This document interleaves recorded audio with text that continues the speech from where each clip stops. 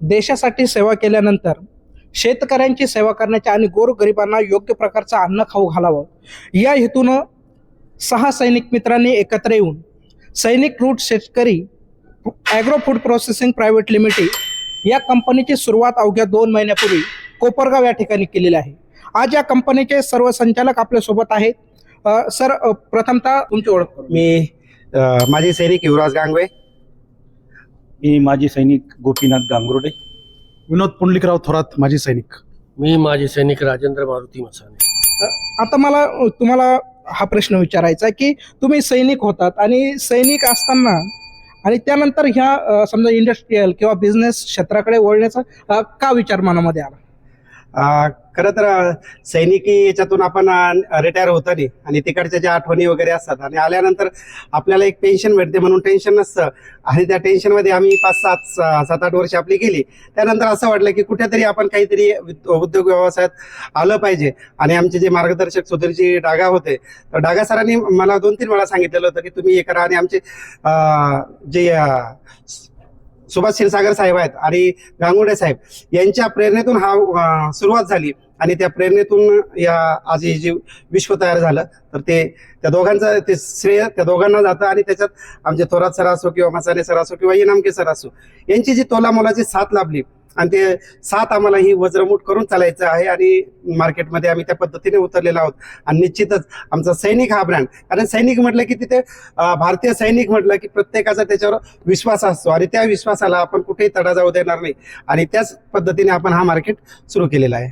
आता नक्कीच बऱ्याच वेळेस काय होतं की मित्र एकत्र येतात, एखादी कंपनी किंवा एखादा व्यवसाय सुरू करण्याचा प्रयत्न करतात आणि बऱ्याच वेळा ते मित्र एकमेकासोबत व्यवसाय सुरू करत असताना अडचणी अनेक निर्माण होतात की त्यांच्यामध्ये तो बिझनेस व्यवस्थित राहत नाही किंवा एकत्रित राहत नाही.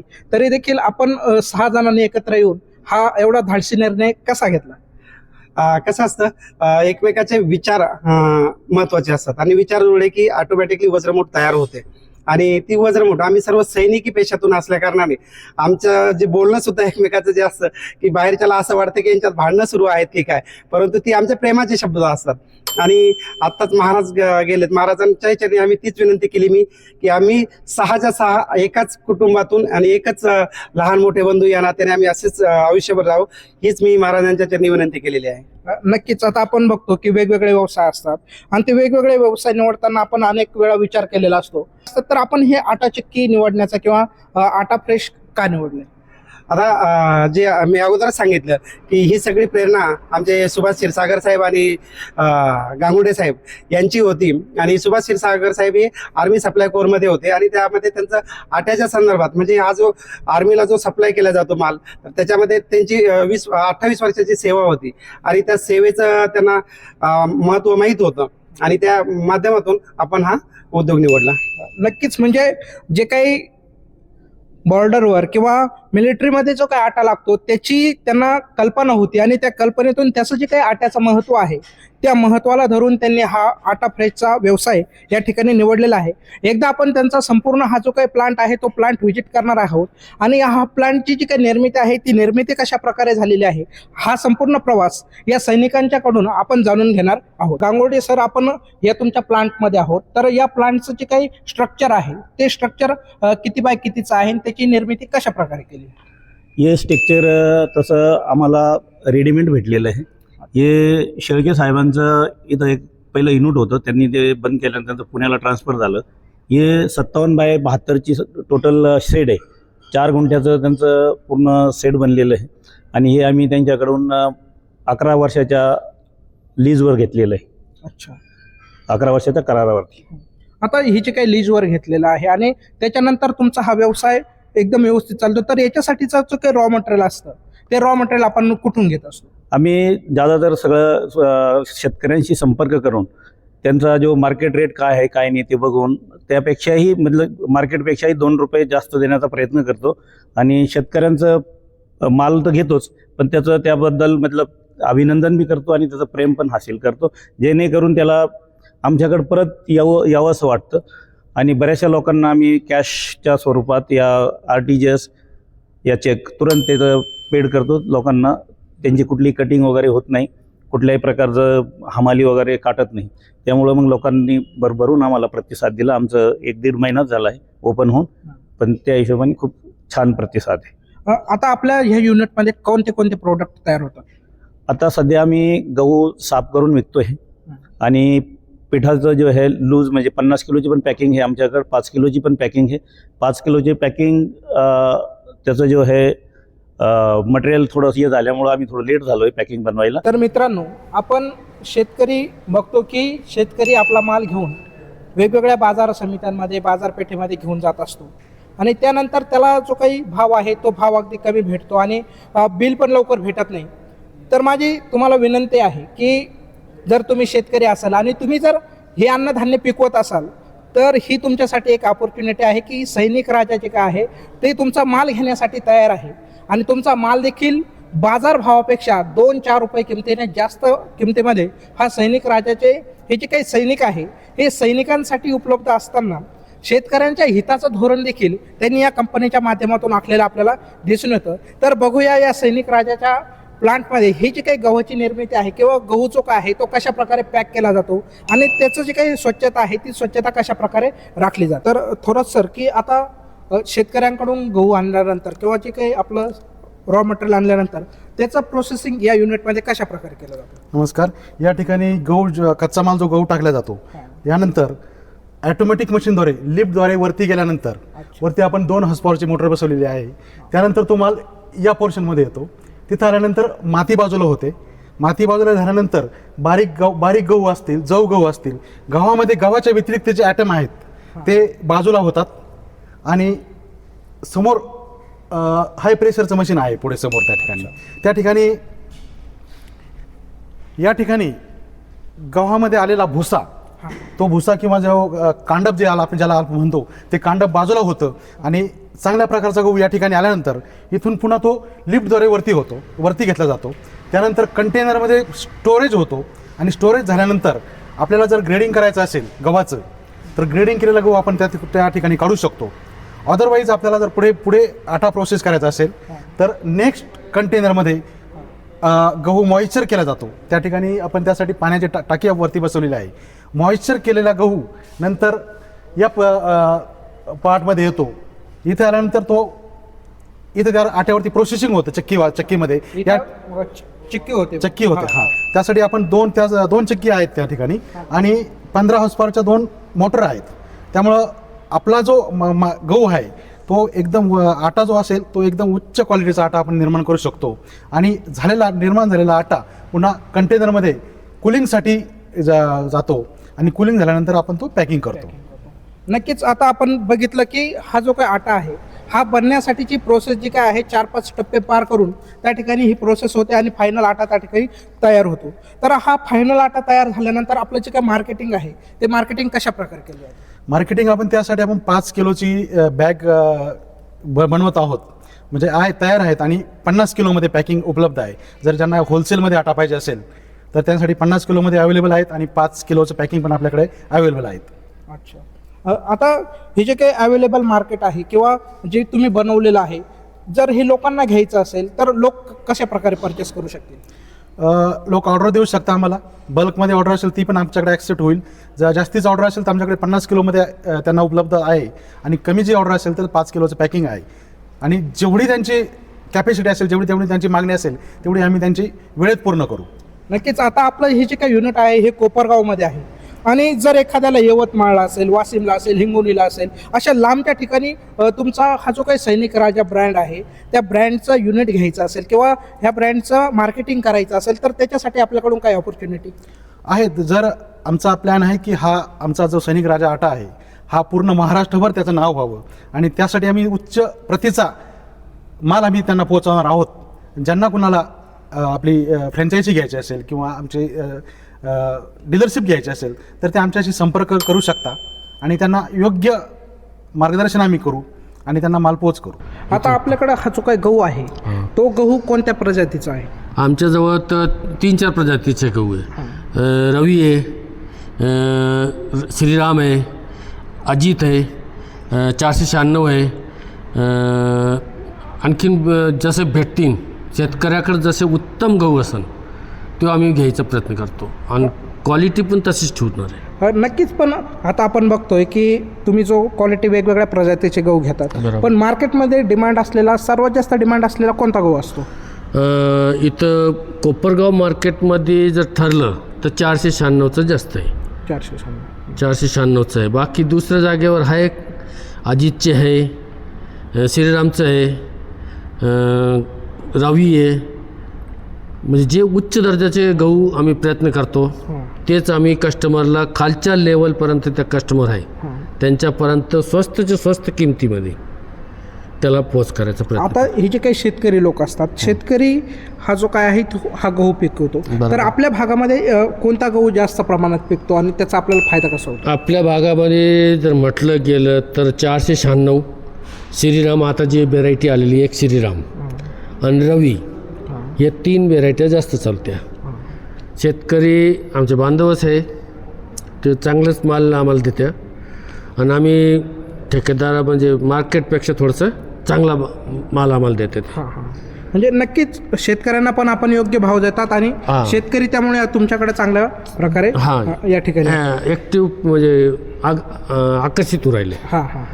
नक्कीच. आणि ते आम्हाला प्रोत्साहित पण करू राहिले आणि आमचं पण सपोर्ट करू राहिले. ते आमचं पण सपोर्ट त्यांना, त्यांचंही सपोर्ट करते ना. 2 पाटों के बीच में घेऊन पिसता आहे, तर दोघांचं मिळूनच आमचं काम चालणार आहे. नक्कीच मित्रांनो, म्हणजे एक खूप चांगली गोष्ट यांनी सांगितली की हे जे काही सैनिक आहे आणि सैनिक आणि शेतकरी हे दोघांनी एकत्र येऊन निर्माण केलेली ही कंपनी, याच्यासारखंच की शेतकरी आणि सैनिक एकत्र आल्यानंतर जो काही सामान्य माणसाची गरज आहे ती गरज पूर्ण, आरोग्यदायी गरज जी काय आहे ती आरोग्यदायी गरज पूर्ण करण्याचं काम हे सैनिक या निमित्तानं करताना आपल्याला. सर, आता आपण बघतोय की आपण एवढी मोठी युनिट या ठिकाणी लावलं आहे. शेतकऱ्यांकडून वेगवेगळे गहू त्या ठिकाणी आपल्याकडे परचेस केले जातात, परंतु वेगवेगळ्या शेतकऱ्यांकडून वेगवेगळ्या प्रकारचे गहू आपल्यापर्यंत येत असेल तर त्याची जी काही क्वालिटी आहे ती क्वालिटी कशा प्रकारे मेंटेन केली जाते? आता जोही प्रत्येकाचा वक्कल येतो, आपण प्रत्येकाचा वक्कल वेगवेगळा करतो. आपण कधीच प्रत्येकाचं मिक्स करत नाही आणि प्रत्येकाचा वक्कल साफ करून आणि आपल्यासमोरच बघणार आपण. हा इथं अजितची क्वालिटी ठेवलेली आहे, तिकडे श्रीरामची ठेवलेली आहे आणि तिकडे रवी आहे की. आणि जोही माल आपण घेताना अशा पद्धतीनं घेतो की नंबर 1 क्वालिटीचाच माल घेतो. आणि तुमच्यासमोर आता मोहनगिरी बेकरीवाल्यांनी आपल्यासमोर एक गाडी भरून नेलेली आहे आणि त्यांचाही रिस्पॉन्स तुम्ही स्वतः ऐकलेला आहे की कशा पद्धतीचं. तर अशा पद्धतीने आमचे दुसरेही कस्टमर आहेत, अर्जुन गोरे, वैजू गोरे, तर त्यांनी आपला नाशिकला माल नेला आणि आपल्या म्हणजे माल नेल्या त्यांचा तिथं लगेच उचलला जातो, हा त्यांचा रिस्पॉन्स होता. तर आपल्या मार्केटची आपण क्वालिटी देतो, कारण आपला ब्रँड सैनिक आहे आणि सैनिक हमेशा तो ब्रँड स्वतःच असतो. त्याच्यामुळे त्या ब्रँड बनवण्याची गरज नाही, हा सैनिक स्वतःच ब्रँड असतो. त्याच्यामुळे आपण हा सैनिक राजा त्या नावाला आपण कुठेही तडा जाईल अशा पद्धतीनं करत नाही. क्वांटिटीशी आपण आणि क्वालिटीशी आपण कॉम्प्रोमाइज करत नाही. क्वालिटी सैनिक राजा म्हटलं की प्रत्येकाचं आपण, तुम्हाला ही गोणी जी दिसते ती ट्रान्सपरन्स दिसते, तर त्याचंसुद्धा रिझन आम्हाला खूप काही कस्टमरांनी सांगितलं की तुम्ही ट्रान्सपरन्स पॅक का ठेवतात. आपल्याला आपल्या क्वालिटीवर विश्वास आहे म्हणून आपण ही ट्रान्सपरन्सी ठेवलेली आहे. कुठूनही बघितलं तर त्याचा कलर दिसतो आणि गहू साफ आहे किंवा कशा पद्धतीने आहे तो कळतो. आपल्याला आपल्या मालावर विश्वास आहे म्हणून आपण ती ट्रान्सपरन्सी ठेवलेली आहे. नक्कीच. म्हणजे काय क्वालिटीच्या संदर्भातली माहिती सांगितली, क्वालिटी आपण एकदम उत्तम ठेवलेली आहे आणि ट्रान्सपरन्सी हा एक महत्त्वाचा भाग आपण त्याच्यामध्ये सांगितलं. तर आता हे सगळं झालं, पण याचं जे काय मार्केटिंग स्ट्रॅटेजी आहे ती मार्केटिंग आपण कशा प्रकारे करतो आणि हा जो माल आहे तो आपण स्पेसिफिक कोणासाठी बनवतो? खरं तर आपण शेतकऱ्यापासून माल घेतलेला आहे आणि आपण जास्तीत जास्त आपलं टार्गेट आहे की मधला दुवा न ठेवता डायरेक्टली कस्टमरपर्यंत माल पोहोचावा, ही आपली स्ट्रॅटेजी राहणार आहोत. कारण आपण माल जर बघितला तर मार्केटपेक्षा आपण शेतकऱ्याला, कारण आपल्या कंपनीचंच नाव सैनिक रूट्स शेतकरी, रूट्स म्हणजे मूळ आणि सैनिक मूळ म्हणजे शेतकरीच. तर या पद्धतीनं आपल्या कंपनीचं नाव आहे आणि नाव पण आपण आटा ब्रँडला पण आपण सैनिक राजाच ठेवलेलं आहे. तर शेतकऱ्यापासून आपण एक्स्ट्रा पैसे बेनिफिट त्यांना भेटला पाहिजे. कुठली तोलाई मोलाई हमाली वगैरे काही न घेता. आणि कटला शब्द आम्ही पहिल्यांदा मार्केटमध्ये उतरल्यानंतर ऐकला, तोही आपण घेत नाही. आपण आत्ताच बघितलं असेल की 9 ठिकाणी गहू साफ करून त्याची वेस्टेज निघते, परंतु तोही आमचा तो लॉस आहे. परंतु तोही लॉस आपण हे न करता, कारण आम्ही सैनिक आहोत आणि सर्वजण आम्ही पेन्शनधारी आहे, त्याच्यामुळे टेन्शन घेत नाही. आणि एक आमचा स्ट्रॅटेजी आहे की जास्तीत जास्त प्रमाणात आपल्या कस्टमर समाधानी पाहिजे आणि कमी कमी आपल्याला मार्जिन ठेवून त्यांना देता येईल आणि त्यांना समाधान भेटेल याची आपण काळजी घेतो. राहिला दुसरा विषय की मार्केटिंग स्ट्रॅटेजी. तर आपण जे सोशल मीडियाच्या माध्यमातून आणि खरं तर आमचे मित्र फ्रेंड सर्कल सगळ्यांचा एवढा मोठा आहे की आमच्यापेक्षा तेच जास्त मार्केटिंग करतात आणि खूप लांबून लांबून आमच्याकडे कस्टमर्स येतात. अगदी मोशीवरनं येऊन त्यांनी आपल्याकडनं माल नेला, त्यांनी आपल्या गव्हाचा कलर बघितला, आपली क्वालिटी बघितली आणि त्यांच्या चेहऱ्यावरचं जातानाची जे समाधान होतं तेच आमचं सगळं प्रॉफिट होतं. नक्कीच. आणि आता हे जे काय आहे तुमची मार्केटिंग स्ट्रॅटेजी आम्हाला समजलेली आहे. त्याच्यानंतर हा जो काही आटा आहे, आपण जे काही पीठ बनवत आहे ते पीठ किती पॅकेजिंगमध्ये आपण बनवता, आता किती केजीमध्ये असतं? खरं तर पहिलं 5 kg म्हणजे आपण जे टार्गेट आहे, परंतु इराण युद्धामुळे अमेरिका-इराण युद्धामुळे ते प्लॅस्टिकचे रेट वाढल्यामुळे आम्हाला ती पॅकिंग लवकर भेटली नाही. मग पॅकिंग भेटली नसल्या कारणाने हा आमचा जो गहू विक्रीचा दुय्यम आम्ही विचारसुद्धा केलेला नव्हता. पण बसून काय करायचं, तर तो आम्हाला एक बिझनेस सुरू झाला आणि त्याला इतका कस्टमरनी आम्हाला भरभरून प्रतिसाद दिला. त्या सगळ्या हॅपी कस्टमरचे आम्ही खूप खूप आभारी आहोत. आणि जो पीठ आहे तो 5 किलोचा आणि जशी ऑर्डर असेल ज्यांना लूज आटा लागतो तर त्यांना आपण 50 किलोचं 30 किलोचं अशा पद्धतीने आपण पॅकिंग देतो त्यांना. नक्कीच. म्हणजे मित्रांनो, यांनी सुरुवातीला फक्त पीठ बनवण्याचा व्यवसाय सुरू करण्याचा विचार केला होता, परंतु अमेरिका इराण युद्ध सुरू झालं आणि जे काही प्लॅस्टिकचे दर आहे ते वाढले आणि त्यानंतर त्यांनी पर्याय म्हणून काय करायचं, तर हे जे काय गहू आहे ते गहू साफ करून विकायला सुरुवात केली. आणि म्हणजे एक बिझनेस कसा सुरू होतो की त्यांनी त्या ठिकाणी पीठ बनवण्याचा बाजूला राहून त्यांचा हाच बिझनेस एवढा मोठा सुरू झाला आहे का त्यांना तिकडे लक्ष देता येत नाही. आता म्हणजे व्यवसायात एकदा उतरल्यानंतर त्याच्यातून नक्कीच वेगवेगळे मार्ग आपल्याला त्या ठिकाणी मिळत असतात, तर ते मार्ग आपण नक्कीच शोधले पाहिजे. तर सर, आता हे जे काही युनिट आहे हे युनिट उभं करण्यासाठी आपल्याला किती खर्च आहे? आता सर्वात प्रथम त्याचा GSTसह आम्हाला तो 17-18 लाखापर्यंत पूर्ण मशिनरी गेल्यात आणि त्याच्यानंतर जे इन्स्टॉलेशनसाठी आम्हाला जे एक्सेप्टेड खर्च होता तो आम्हाला बऱ्यापैकी थोडासा जास्त लागला. म्हणजे टोटल आम्हाला सरासरी हा 22-23 लाखापर्यंत हा सगळा खर्च गेला आणि त्याच्यानंतर माल वगैरे भरण्यासाठी तो वेगळा असतो. युवक आहे तो या व्यवसायामध्ये उतरू इच्छित असेल तर त्याच्यासाठी आपला काय सल्ला असेल, त्यांनी काय काळजी घेतली पाहिजे? निश्चितच सर, एक काय असतं की स्वतःचा त्याच्यावर एक तर सेल्फ कॉन्फिडन्स पाहिजे. कारण मार्केटमध्ये उतरायचं तर आमच्या क्षीरसागर साहेबांचा एक शब्द असतो की मार्केटमध्ये उतरायचं तर खिलाडी बनवून उतरायचं आणि खिलाडी बनवून उतरले की निश्चितच त्याला सक्सेस भेटतं. काय होतं, जसं डागा सरांनी आम्हाला एक उदाहरण सांगितलेलं आहे की आपला मराठी माणूस लढतो आणि जिथं सक्सेसफुल होण्याचा एक वेळ येते आणि तिथेच थांबून घेतो आणि तिथे तो अनसक्सेसफुल स्वतःवर ठप्पा लावून घेतो. परंतु जर टिकून राहिला आणि खिलाडी बनून जर चालला तर निश्चितच यात यश आहे. अगदी मी तुम्हाला जसं सांगितलं की आमचं मेन प्रोजेक्ट होता आटा आणि त्याचा आम्हाला इराण युद्धामुळे आम्हाला गहू विकण्याचा एक खूप चांगला एक अनुभव आला आणि त्याच्यात जो इतका रिस्पॉन्स भेटला ग्राहकांचा, अगदी एक गुणी इथं कस्टमर येऊन घेऊन जातं आणि त्यांच्या चेहऱ्यावरचं समाधान आम्ही CCTVमध्ये बी परत रिपीट करून बघत असतो. खूप समाधान असतं निश्चित. कारण जे 32-33 आपल्याकडनं जो माल बल्क क्वालिटीमध्ये घेऊन जातात आणि ते बाहेर 32-33 विकतात आणि इथे आपण एक वाजवी दरात कस्टमरला देतो तर त्यांना ते चेहऱ्यावर समाधान असतं आणि ते त्यांच्या चेहऱ्यावरचं समाधान नक्कीच आम्हाला सक्सेसफुल आमचं तेच आहे की कस्टमरच्या चेहऱ्यावरचं समाधान. आणि निश्चितच त्याच पद्धतीने आपल्या मराठी माणसाने उतरावं तर खिलाडी पद्धतीनेच उतरावं. नक्कीच. आता ही जी काही नवीन तरुण आहे, तुम्ही जसं सांगितलं का खिलाडी बनून उतरलं पाहिजे, परंतु बऱ्याच वेळेस व्यवसाय चालू करण्याचा विचार येतो, व्यवसाय चालू पण केला जातो, परंतु अगदी थोड्या कालावधीमध्ये तो बंद पाडला जातो किंवा बंद पडतो.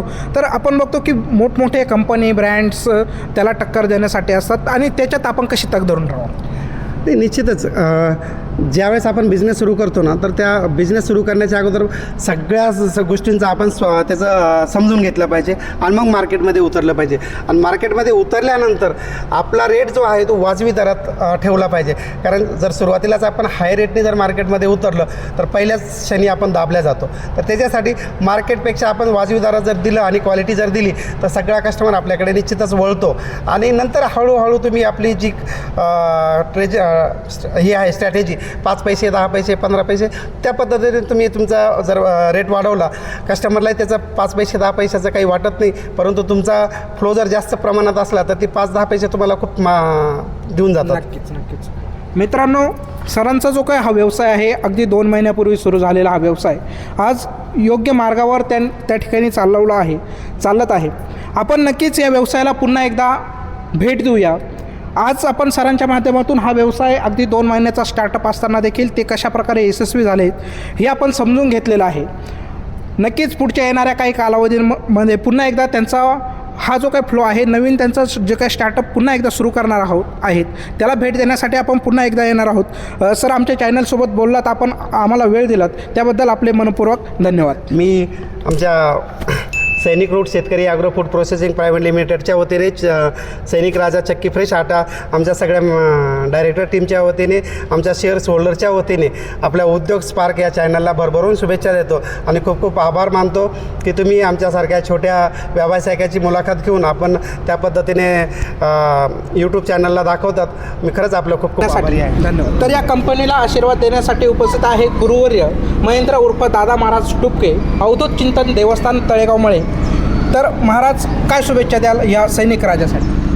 खरं तर या सैनिकांना शुभेच्छा खूप साऱ्या आहेत, पण ज्यांनी देशाची सेवा करून रिटायरमेंटनंतर शेतकरी राजाची सेवा करण्याचं ठरवलं यातच खूप मोठ्या शुभेच्छा आहेत. आपण बोलतो की जय जवान आणि जय किसान, की यांच्या मागं सर्वांचा आशीर्वाद राहावा, श्री गुरुदेव दत्त, जनार्दन स्वामी, सगळ्या देवतांचा आशीर्वाद राहावा, त्यांचीवाली भरभराटी चांगली हो आणि त्यांच्याकडून भारत मातेची सेवा झाली, आता किसान राजाची पण सेवा घडो या त्यांना शुभेच्छा देतो. जय हरी. कोपरगाव व्यापारी महासंघाचे कार्याध्यक्ष तथा बालाजी सुपर शॉपीचे संचालक श्री सुधीरजी डागासाहेब आपल्यासोबत आहे.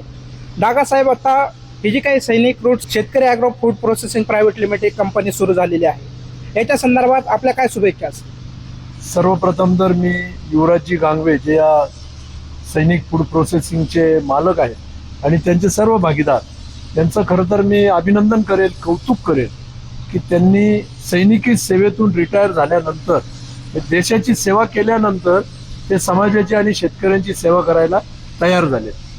वास्तविक बघता एखादी इंडस्ट्री टाकणे हे फार मोठं धाडस असतं आणि तो एका ठराविक समाजाची एक मक्तेदारी त्याच्यामध्ये असते. मात्र या सगळ्या मंडळींनी जे काही धाडस केलेलं आहे हे खूप कौतुक करण्याजोगं. व्यापारी महासंघाच्या माध्यमातून मी त्यांना या प्रोग्रामसाठी या प्रोजेक्टसाठी शुभेच्छा तर देईलच, परंतु आपल्या माध्यमातून मी सगळ्या जनतेला हे सांगू इच्छितो की आपल्या परिसरात तयार झालेला हा आटा, गव्हाचं पीठ किंवा निवडलेला गहू हा या मंडळींनी अत्यंत मनापासून आणि अत्यंत वाजवी दरामध्ये मार्केटमध्ये उपलब्ध केलेला आहे. कारण ही मंडळी सगळी समाधानाने आणि सेवेच्या भावनेने प्रेरित मंडळी आहेत. ही केवळ नफाखोरी करणारी मंडळी नाही. त्यामुळे आपण मल्टीनॅशनल कंपनीच्या ब्रँडचा माल वापरतो त्याऐवजी आपल्या स्थानिक उद्योजकाला प्रोत्साहन देण्यासाठी आपण यांच्या मालाची एकदा टेस्ट घेतली पाहिजे. आवडेल अशीच क्वालिटी त्यांनी तयार केलेली आहे. किंबहुना त्यांना सुधारणा करण्यासाठी देखील काही सजेशन आल्या तर त्याचंही ते स्वागत करतील आणि अत्यंत चांगल्या दर्जाच्या ब्रँडला सुद्धा ते कॉम्पीट करू शकतील याचा मला विश्वास आहे. नक्कीच जी आत्ता काही सुधीरजी डागा साहेबांनी ज्या काही सूचना केलेल्या आहेत किंवा जे काही शुभेच्छा दिलेल्या आहे, नक्कीच या सैनिकांनी सुरू केलेला हा जो काही प्रोजेक्ट आहे हा नक्कीच प्रेरणादायी आहे. स्थानिक लोकांना आपण उद्योगामध्ये संधी देणं हे खऱ्या अर्थानं आपलं काम आहे आणि ह्या सैनिकांच्या माध्यमातून सैनिकी सेवा केल्यानंतर खऱ्या अर्थानं शेतकऱ्यांची आणि सामान्य लोकांची सेवा करण्यासाठी ही सैनिक मंडळी पुढे आलेली आहे. नक्कीच उद्योग स्पार्क समूहाच्या तर्फे देखील युवराजजी गांगवे सर असतील किंवा त्यांचं संपूर्ण सैनिक रूट शेतकरी प्रायव्हेट लिमिटेड कंपनी असेल त्याला उद्योग स्पार्ककडून देखील मनपूर्वक शुभेच्छा आहेत. आणि नक्कीच आपण देखील या सैनिकांनी सुरू केलेल्या कंपनीला योग्य प्रतिसाद देऊन योग्य उंचीवर नेण्यासाठी आपलं सहकार्य नेहमीच या देशासाठी रक्षण केलेल्या सैनिकांच्या सोबत असू द्यावं हीच एक विनंती.